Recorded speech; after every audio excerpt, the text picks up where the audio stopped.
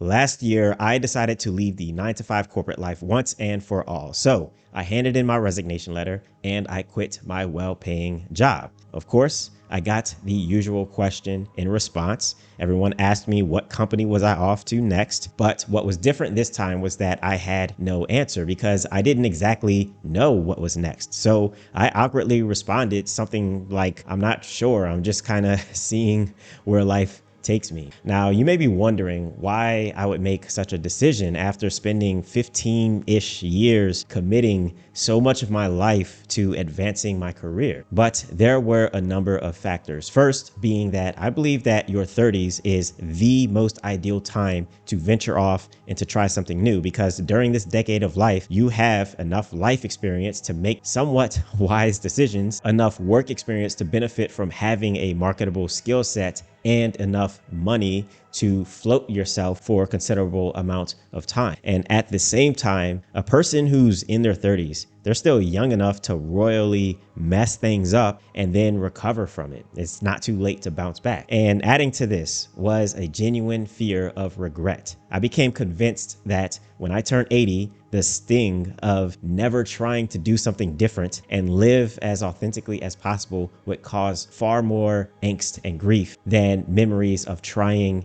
and failing. So Brony Ware, a nurse who cared for people living out their last days, identified in her book, The 5 Regrets of the Dying, that not living a life that's true to oneself and spending too much time at work are among the top regrets. Adding to that, the uncertainty of time has always hung over my head. The idea that we casually live our lives as if tomorrow is all but certain, that gave me pause, because growing up in New Orleans, one of the unhealthiest and most violent cities in the US, I've seen far too many people unexpectedly meet their early demise. And lastly, I've always found myself deeply fascinated by many different topics, right? Everyone has their obsessions, and learning has always been mine. You name it, from geography to quantum physics, from the evolution of languages to optimizing human health. I soak it all up. And I felt like there was so much to explore about the world, about life, about myself. And I wanted to give myself the opportunity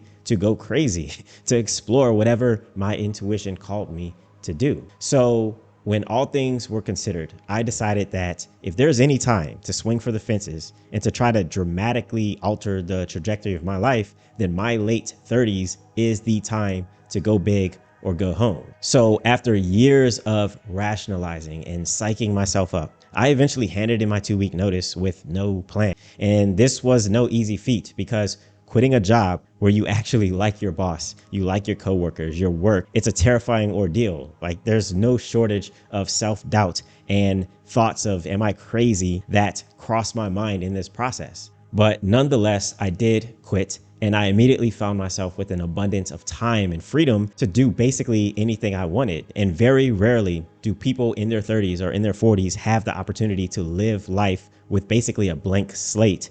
But this was the reality that I created for myself. Now, since then, I have been on a very interesting journey of personal growth and self-discovery that I simply could not have experienced if I stayed in my comfort zone and I continued with my monotonous routine of work, weekend, work, and then weekend, and the occasional vacation sprinkled into the mix. So I want to use the rest of this video to talk about a few things that happened as a result of my decision. And if you've been having thoughts about switching things up and trying something different with your life, then maybe this video will help you find some direction. But first, then I highly encourage you to pick up the Self-Reinvention Cheat Code, which is a 60-day transformation system that'll help you to cut through distractions and get insanely focused on leveling up your life, whether it's starting a new business so that you can leave the 9 to 5 or finally get back into shape once and for all. It's a fully interactive system. And as an added bonus, I've included over 10 hours of podcast style interviews with people who've all created extraordinary lives for themselves, so that you can learn from everyday people who've already done what you are trying to do. And then you'll also get the Cerebrix AI coach and lifetime access to a growing database of prompts that you can use to build strategies for life. So the link is in the description below if you're interested. And let's move on to the results of my foray both out of corporate life and living outside of the United States. So firstly, I learned a new language. I have always envied people who speak multiple languages. languages. And even more so, I have a huge level of respect for people who learn new languages on their own free will as an adult, because in my opinion, this is among the highest cognitive and intellectual achievements, because languages are extremely complex and there's no shortcuts to learning. You can't just take a pill or have surgery and all of a sudden be able to speak a foreign language. Like, in this age of short attention span and the growing brain rot epidemic, language learning requires concentration. It requires active listening, and it only happens through being extraordinarily intentional about how you spend your time. And all of these things, in my view, condition the mind to be more disciplined, to be more focused in a highly distracted world. And I fundamentally believe that discipline and focus are two of the key ingredients to fixing most problems in life. Whether you're out of shape or you're in financial trouble, a disciplined and a focused mind will always fare better than an undisciplined and distracted mind. So, in a roundabout way, learning a new language as a 30-something-year-old adult is a sort of cognitive training that keeps me mentally sharp during a time in life where the onset of cognitive decline and the atrophying of the brain starts to accelerate. Now, beyond the cognitive benefits, I've also enjoyed cultural benefits from learning Portuguese. Admittedly, my Portuguese is not fluent by any stretch, but as I've grown to understand the language, I have also grown to understand the Portuguese-speaking diaspora, which spans from Asia all the way down to South America. And there's so much history and cultural richness that I feel like I'm discovering a completely different world that I previously only vaguely knew existed. When you really think about it, virtually everyone that you will ever interact with in life beyond a surface level will be people who speak a language that you understand. And while English is the most widely spoken language with, I think, 1.5 billion speakers, that leaves about 6.5 billion people on this planet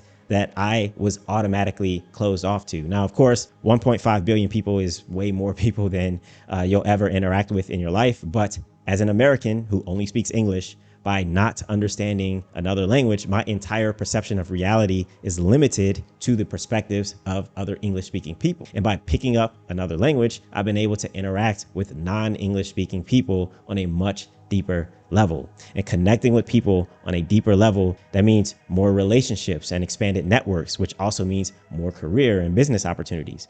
And if you've been following me for any time, then you'll know that I firmly believe that more career options translates to a more free and autonomous life where you get to dictate the terms of how you live. It's always been a life goal of mine to learn another language, and this experience has made that happen much faster than it would have if I stayed in the comfort of my 9 to 5. Now, number two is that I became ridiculously healthy. So one of my biggest frustrations with being both in the office setting and in the US in general was the casual normalization of sedentary living and other terribly destructive lifestyle habits. Now, you may not be aware of this, but the corporate environment contributes directly to a growing epidemic of chronic metabolic illnesses that are uniquely abundant within affluent countries. Excessive time indoors with lack of natural lighting is contributing to increasing rates of nearsightedness and vitamin D deficiencies, among many other things. Alarm clock usage is contributing to chronic sleep deprivation, which wreaks absolute havoc on literally every body function, including hormones linked to stress and to appetite. And this is just the tip of the iceberg. Across the board, the average person in corporate America is physically less capable, with higher levels of anxiety, and they're too strapped for time to make health a top priority in their life. I've talked before about how I have struggled to reconcile making health a priority with the realities of office work. But I've just come to see the two as water and oil. We can try our best to make them coexist, but they simply just don't mix. So stepping away from the 9 to 5 life unlocked an abundance of time for me to prioritize my health. I have more time to sit down and enjoy fully home cooked meals consisting of whole foods, and I don't have to rush. The days of sitting at a desk while scarfing down some processed junk food that's marketed as health food, those days are over. And so are the days of ordering my coffee to go in paper cups that leach plastics into my morning brew. I've had time to commit to 365 days of working out in one form or another throughout the the year of 2025, and I have not missed a single day, whether it's calisthenics or going for a hike. I spend a lot of time outdoors in the elements, moving my body.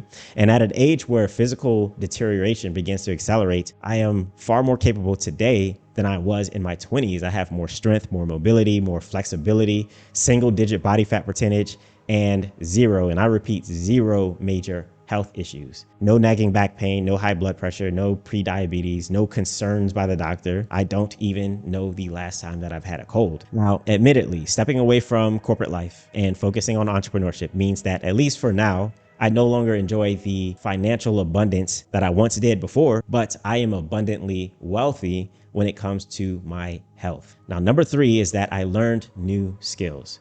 So this opportunity has given me a lot more time to explore my natural curiosities. And in doing so, I have inadvertently picked up a lot of knowledge and skills that are transferable to so many other areas of life. So when we go through the formal education system, we learn skills that our employers want us to learn, and not necessarily the skills that are best for us to know. The government has a general interest in ensuring that the population is educated in certain fields. And with them controlling education dollars, they will shape not only the skill development of children in grade school, but also in higher education. Now, I'm not saying that this is good or bad, but it means that our formal education teaches us skills that prepare us for work as employees, and not necessarily life skills that translate to ownership and to personal sovereignty. Breaking away from the standard school to corporate pipeline and becoming a solo entrepreneur led me to start developing some of those real life skills that I never thought that I needed before. I have had time to learn how to be a better writer, because it turns out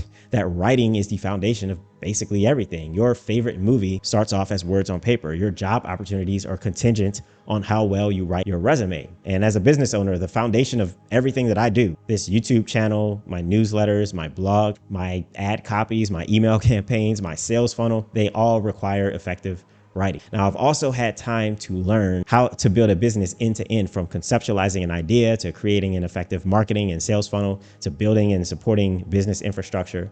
So my passive learning in corporate has turned into active learning as a solo entrepreneur. Now, the benefit of all of this is that I now know how to make money independent of a paycheck. Now, I haven't perfected this skill yet, so I'm not going to claim to be another one of those gurus who's unlocked the keys to easy wealth. But when you have foundations in these types of skills, your life completely changes, because you're not totally dependent on a 9-to-5 paycheck. If I went back to a corporate job and I was thoroughly dissatisfied, then I know that I can just leave, because I'm confident in my ability to create, to market, to distribute digital products and services on my own. Even if it's not my calling, having this optionality once again shifts power into my hands to dictate the terms of my life. And on that note, if you do want to have a deeper discussion about all of this, then you can book me for a one-on-one consultation, and I'll give you the full rundown. And honestly, at this point, especially with AI rendering a lot of highly skilled jobs obsolete, I think that having a basic understanding of writing, of marketing, of sales, and back-end business infrastructure are absolutely mandatory for survival in the future. Aside from business, I've had to learn how to be more disciplined and to structure my days. It turns out that when you have nowhere to be and very few immediate obligations, it's very easy to be lazy and to succumb to lower frequency behaviors and habits. So I have had to double down on mindfulness and learning how to be very intentional with my life, with my relationships, and with my time. Now, number 4 is that I have met many insanely interesting people. So about 4 or 5 days out of the week, I go to this local calisthenics park that's near my house, and it's always full of people. Now, some of those people are locals, and many of them are just tourists that are there on holiday, on vacation. But there's a peculiar thing about calisthenics where people who embrace this style of workout, they also seem to generally be comfortable with deviating from the traditional path. So it happens that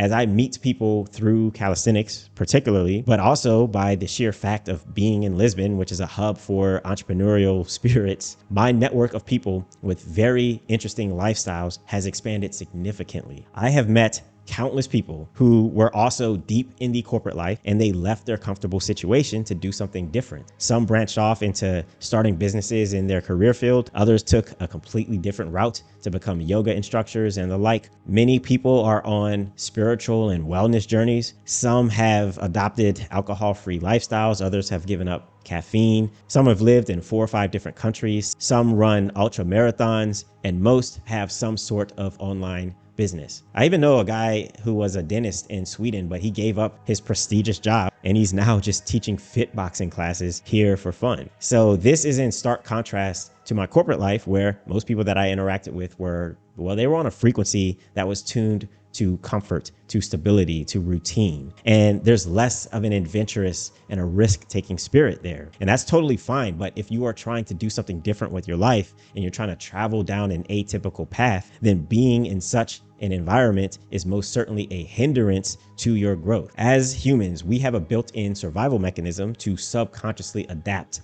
and assume similar attitudes about life as the people around us. So if you're around a bunch of risk-averse people who value the stability of a paycheck every 2 weeks, then you are far less likely to take on the risk of creating the life that you really want for yourself. So by making this change, I've completely shifted the energy that I'm surrounded by, and it's fueling me to explore new territory that I previously would never have considered. Now, number 5 is that it shifted my perspective. Not getting up and rushing off into the office every day, that changes you. Being able to wake up, to pour a cup of coffee, to take in the sunrise, and then go work out in a park for a couple of hours, that's a different kind of existence. Instead of navigating morning rush hour, my morning commute might be a leisurely stroll down a cobblestone street to a cafe that's serving up my favorite Portuguese coffee. And I've really come to appreciate the value of slow living and flowing with the pace of nature, because society in general is very fast paced. Social media,